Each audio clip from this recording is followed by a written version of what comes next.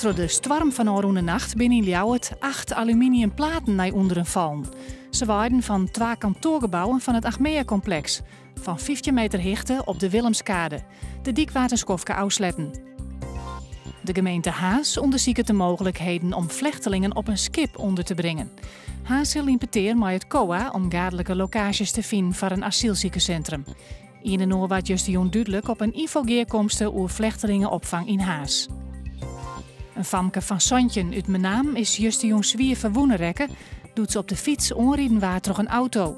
Dat badde op de Zwijnzerwei bij Pijns. De auto wie na het ongeluk trorrieden. Van de morgen had de bestuurster van de auto haar melden bij de politie. De militairen van het Johan Willem Frieso-bataljon, ik wil het Frieske bataljon neemt, ben joerd in het stadhoudelijk hof in Ljouwert voor Frieske skiertnisles. Dat doen ze zodat het nieuwe personeel haar meer belutsen vielen zal bij de skiertnis van het regiment. Friesland is het belangrijkste breedgebied van de nieuwe nationale vogel, de skriers. Het Nederlandse publiek had de skriers keersen in de verkiezing van de vogelbescherming, maar het VARA-programma Vroege Vogels. Zowat een kwart van de stemmen gingen naar de skriers. De zwarte liester eindigt op het tweede plak en tredde waard de huismosk. Het zal en vannacht een graad of 10 wezen.